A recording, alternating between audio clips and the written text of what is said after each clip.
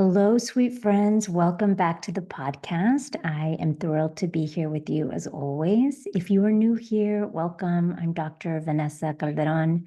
I work with physicians, leaders, entrepreneurs, and other professionals to help them get the results that they want in life without sacrificing their well-being, their wellness, the relationships that matter to them. Most of my clients come to me because they're feeling burnt out or stuck, or they know that they want more. Maybe they want to be leaders and they don't see themselves that way yet, or they're already a leader, but they're struggling with imposter syndrome or lack of confidence, or they're noticing that they're procrastinating.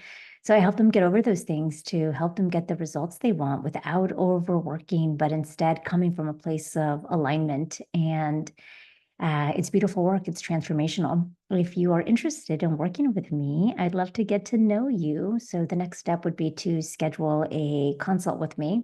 There's a link to do that in the show notes. All right, let's jump in. So I want to teach you a framework today, the 4 C's to create more confidence. And this framework was something that I leaned into heavily when I first started my own business many years ago, because I wanted to be good at everything because I don't like to fail and nobody does, right? We all like to feel like we're good at something that we're doing because feeling like a beginner is really, really hard. And what I realized is that thinking that I needed confidence before I took action was just slowing me down.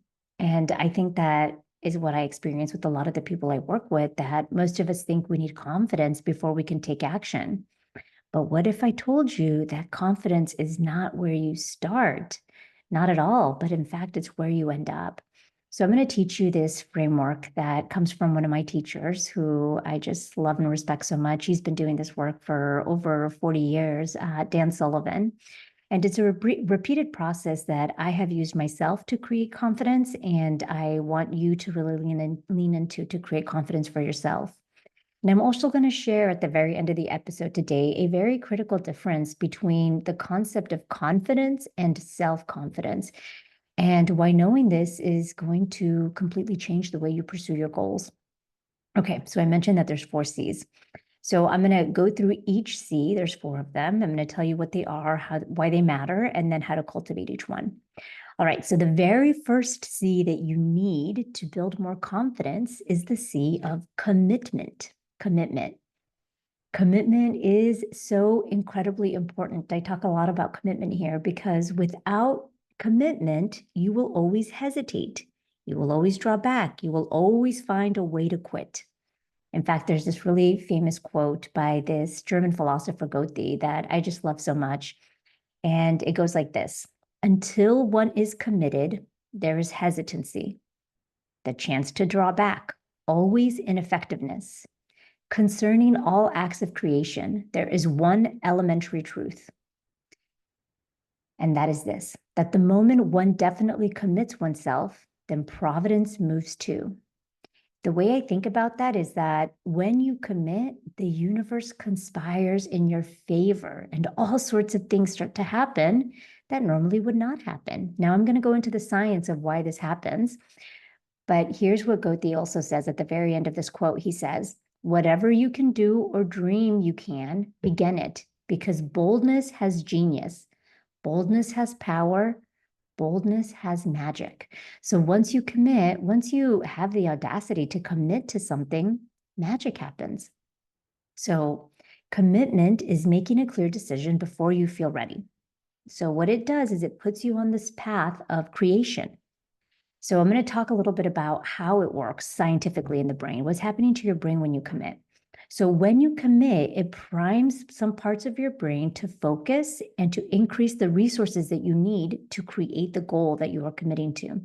So what do I mean by commitment? So when I say commitment, what I mean is binding yourself to a certain goal. So deciding, so not just that you want this to happen, but that you are deciding that you are going to make it happen. That's what I mean by binding, that you are deciding you are going to make it happen. Okay. When you do that, when you decide, there's a part of your brain that's in the prefrontal cortex, the ventromedial prefrontal cortex, that starts to go to work to start focusing all of its attention on the resources that you need. So it starts building up your internal resources to help you create the goal and be successful at it. What they have seen is that with folks that have some damage to this part of the prefrontal cortex, if they've had a stroke, for example, they have a really tough time committing to goals. But folks who have a healthy part of this brain can commit to a goal and stick to it, and then they are able to achieve it. So the idea is that once you are committed, then your attention, your effort, and your cognitive control start shifting in favor of the goal that you've committed to make it successful. So this can happen by you just saying yes to a new opportunity before you're totally sure how you're going to do it. As an example, I had been asked to put on this really incredible retreat a couple years ago, and we did, and it was awesome. And we've kept it sort of small. And this year they asked if I would be open to doing an external event, like a really big. So I've been doing it for this organization where I'm the wellness director. And they said, will you do it externally? Invite everyone, not just the folks that are part of our organization. And at first I was like, absolutely not. That sounds terrifying. And then I sat with it and I was like, all right, I'm going to commit. We're going to make it happen. I don't know how yet, but let's do it. You know why? Because I know that what we teach is so helpful and it's going to be available to everybody now, not just folks in this organization. And so I went all in. And as soon as I committed, I started figuring out, all right, well, here are the steps that we need to take to make it happen. So now I'm going to work to make it happen. So commitment is the very first step. It does not mean that you don't have certainty yet, you don't have confidence yet. And it can be really scary. Now, this part I want to make sure that you listen to, because the reason why commitment can feel so scary and why so many people are afraid to commit to something, they don't want to commit to it out loud, and they don't want to say their goal out loud or write it down or say it to a friend because they're so afraid of failure. Like, what if I say this? What if I commit to it and then I don't actually do it? So I just want to share that with you because it's super, super common. And if you catch yourself in this vicious cycle of never committing to something because you don't want to fail, then you essentially stay stuck with your current results versus committing to something, even if it feels uncomfortable because you've never done it before. And then you go and make it happen. That's how you create new results in the world. That's how transformation happens. Okay, so step one is committing. So when you think about these 4 C's, I want you to think about doing something you've never done before. So like I use that external retreat as an example, so we can stick with that one. But I want you to think about, okay, something I've never done before. The first step is always committing to doing it, committing to doing it. The second step, the second C is courage. So once you commit, you need to have courage. Now, courage is taking action even when things are uncomfortable or uncertain. It's taking action in the face of fear. And I really believe that everything we want in this world, everything we desire, is on the other side of discomfort. And all we need to make it happen is lean into courage. Everything we want is on the other side of discomfort. Because if it wasn't uncomfortable, we'd probably already have it. So we need courage to make it happen. Now, the biggest barrier here is that most people think that they don't have enough courage. And in my experience working with my clients and really myself, I think the reason why this comes up is because courage is uncomfortable. Courage feels hard. It takes effort. And what I want you to know is that courage is hard for everyone. It takes effort for everyone. If it didn't take effort, if it wasn't hard, then it would not require courage. So when things get uncomfortable, don't think that, oh my gosh, it's because I don't have enough courage. No, that's exactly when you need the courage. So I think one of the most important things here is that when you are starting something new and you've committed to make it happen, and now you're leaning into courage to actually take the actions you need to take to make it happen, I want you to make space for the discomfort. Make space because it's going to get hard. It's going to get uncomfortable. If you are creating something new, something you've never done before, even if that's just new ways of being so you can experience more joy. I've coached so many of my clients who are really successful. They're fantastic human beings. They're doing incredible things in the world, but they have a really tough time feeling joy. They're women, they're people of color, they've come from a history of trauma, childhood trauma, they've come from marginalized communities. And historically, there was not a lot of space for joy, either in their lived experience as a kid or through generational or ancestral trauma. There was not a lot of space for joy. And even creating space for joy can feel so uncomfortable. So what does it take? It takes the courage. It takes the courage to make the space for joy. So I want you to really normalize the discomfort. When you are leaning into something you've committed, I'm committing to doing this one thing. I've never done it before, but I know it's going to up-level my life. It's going to be uncomfortable. So make space for the discomfort. You don't have to have proof yet that it's going to work or that you need to be successful. But all you need is to lean into the courage. So one more thing here that I think is really important to name, because our brain has a negativity bias, and what that means is the brain is always looking for how things can go wrong instead of how things can go right. And it does that 5 times more than it does looking for the positive. What you need to do here when the stuff gets uncomfortable, because as soon as it gets uncomfortable, your brain is telling you, uh-oh, abort, something's going wrong. What you need to do here is you make space for the discomfort. And when you do that, essentially what you're doing is you're outsmarting your brain. You're outsmarting your brain. You get to be smarter than your brain and tell your brain that it's okay. Even if I don't have proof, I'm going to take the action anyway. I'm going to do it anyway. By the way, here is where a vision board can be really helpful, because when you put visuals around of the stuff you want to create, or you journal on what it would be like when you have it, you start creating the possibility of it being true for your brain. And then it makes it easier for your brain to go to work, to take the steps to do it. Okay. So the third C, so we talked about commitment. The second C is courage. You need to commit to what you want to create. Then you have to have courage to take the actions, even when it's uncomfortable because you've never done it before. And then from there, you go to the third C. The third C is capability. Capability. So commitment, courage, you take all the actions, and the more and more you take action, the more capability you build. Capability is the skills and the resilience that's built through courageous action. Capability only comes from doing, from failing, from adjusting, from trying again. I played a lot of sports growing up, and I remember when I was a kid, I had decided I was just going to be really good at free throws. There's no excuse for me not to make my free throw. Nobody's blocking me. I'm just at the free throw line when I was playing basketball. So why wouldn't I be able to make it?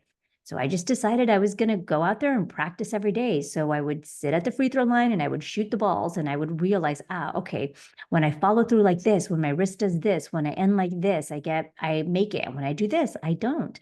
And so I just kept practicing and practicing and practicing. And of course, the more I practiced, the better I got, the more capability that I got. I have a ton of examples of this, and I'm sure you do too. Think about something you just decided you were gonna do, and then you kept practicing and you got better.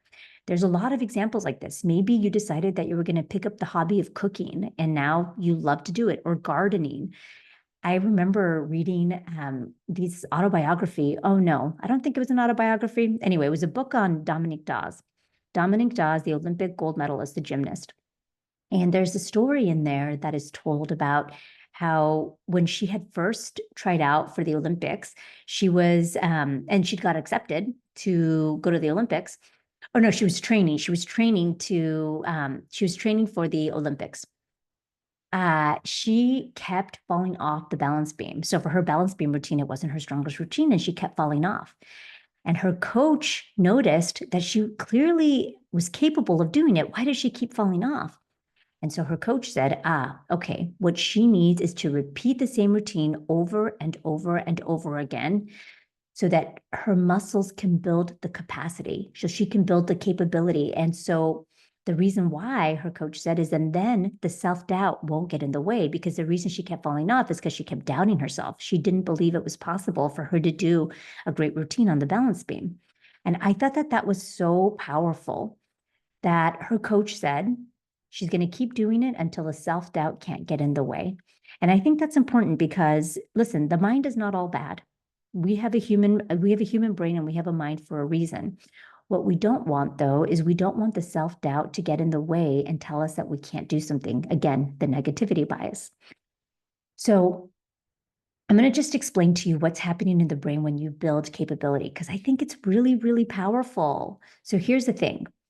Early, when you are deciding that you're going to do something, you're starting something for the first time, you're riding a bike, I don't know, you're cooking something new for the first time, or you're learning how to shoot free throws, or you're starting a business for the first time. Early on in practice, you have something called cortical activation.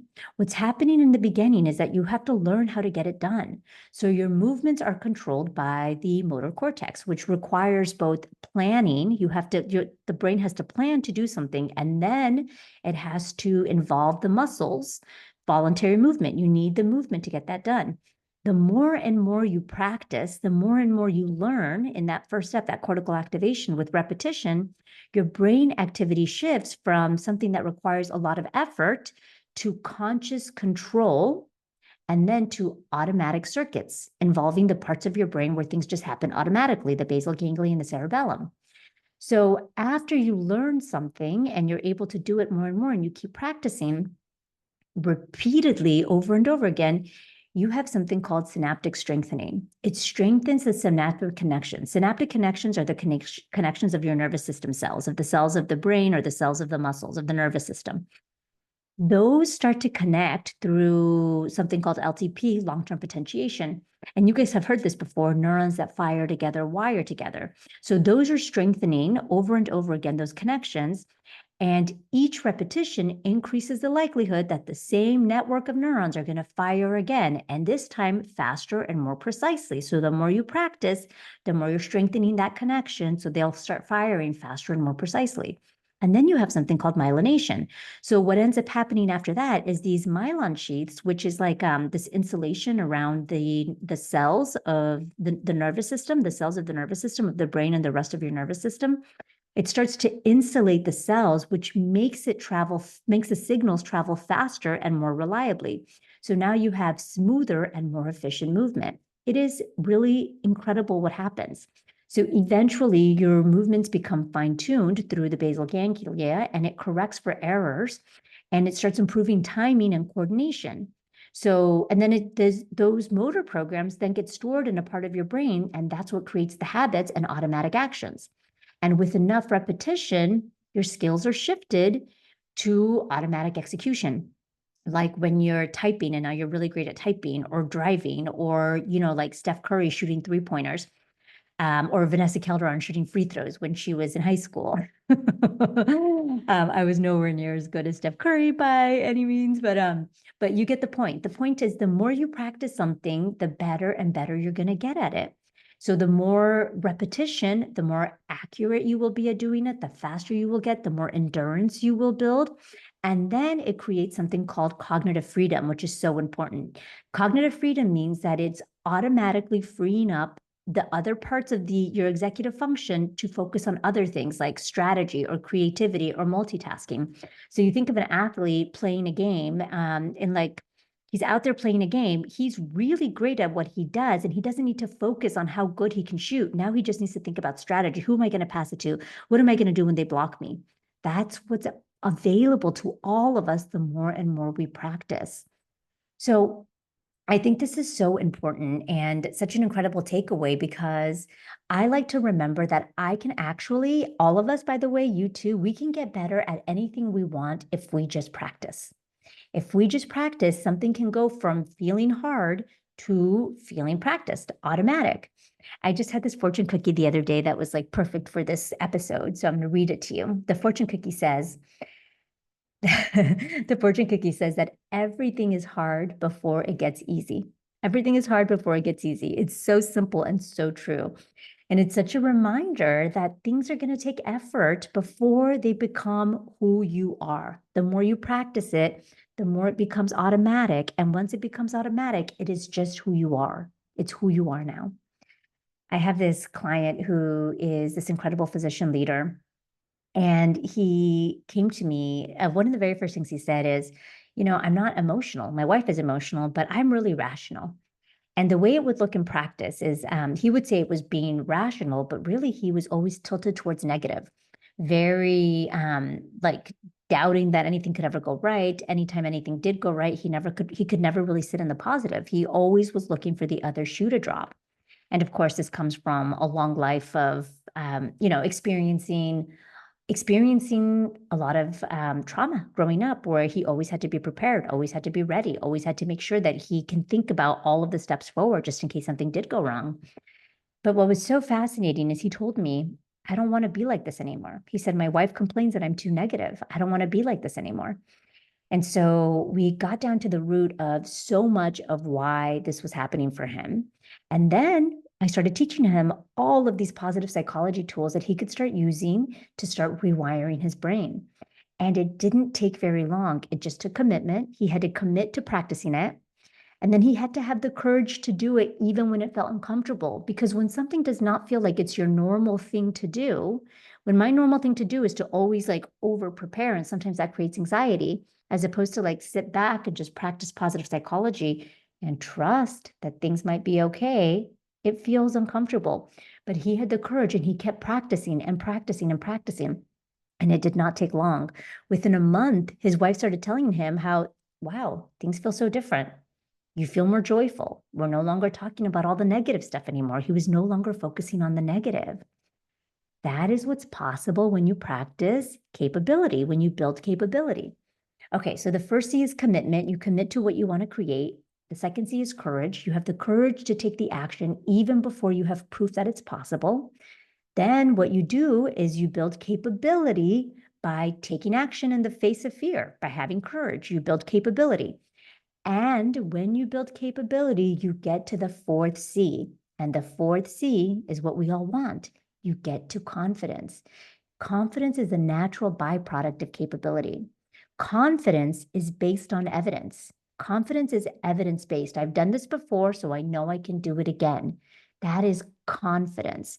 For example, for like me in intubation, I have intubated. Intubated is when you put in a breathing tube in a patient that can't breathe on their own. I have put in hundreds of breathing tubes in patients. I'm pretty confident that I can do it. You give me a patient, I can do it. I have coached so many clients. I have thousands and thousands of hours of coaching under my belt, and I've gotten them all results that I'm pretty confident that I can get my clients results. You bring me a problem, I'm pretty sure I can help coach you to a solution. And I feel pretty confident about that. So that's what confidence does. Confidence comes from capability. Confidence is the very last C in the cycle. And this is so important to remember because many of us want the confidence up front.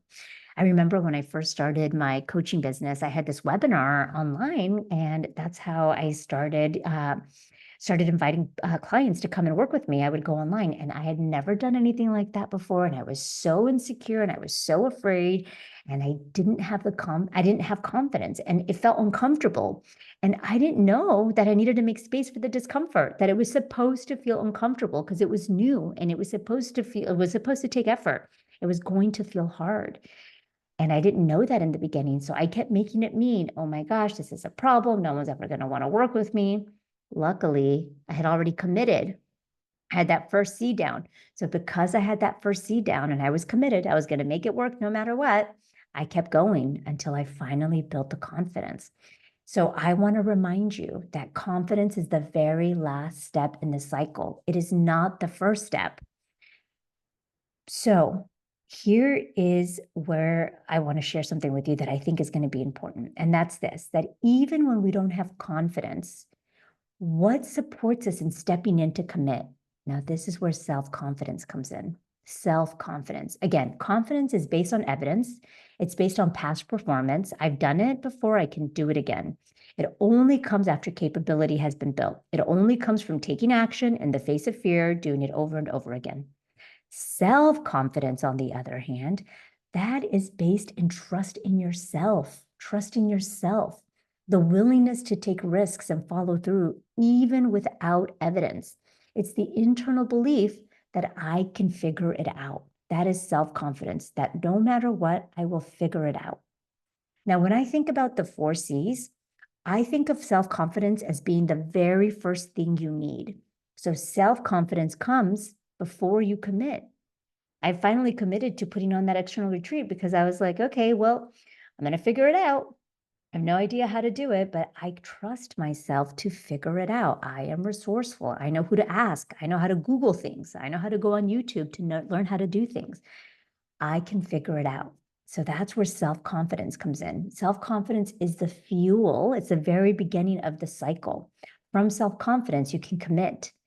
From self-confidence, it gives you the courage then to commit. It gives you then the courage to take the actions to build the capability. So self-confidence is the beginning, whereas confidence is the outcome. It's the reward. Self-confidence is what gets you started. Confidence is the end result. Okay, so just to recap, the cycle is self-confidence, a belief, a deep trust in ourselves that we can do it, a trust that, okay, I'm going to figure it out, a belief in yourself. From there goes commitment, and then courage, and then capability, doing actions over and over again, building your capacity and capability, which then builds confidence. All right, sweet friends, remember, you don't need the confidence to start. What you need is self-confidence and trust that you can figure it out. And from there, remember to make space for the discomfort. That's where courage comes in. You all have it. All right, sweet friends, let me leave you with some prompts just to think about, to see if you can start using what you're learning here today in your life. Number one, where in your life are you waiting for confidence before taking action? And what would be different if you were to lean into commitment and commit to a goal before you actually knew how to get it done? What small commitment could you make today if you trusted yourself? All right, sweet friends, these are the frameworks that I use with all of my clients when I help them create the results that they want in life. And if that is something that you're interested in doing, I would love to work with you. You can schedule a consult with me, and the consult link is in the show notes. All right, sweet friends, I'll see you next week. Adios.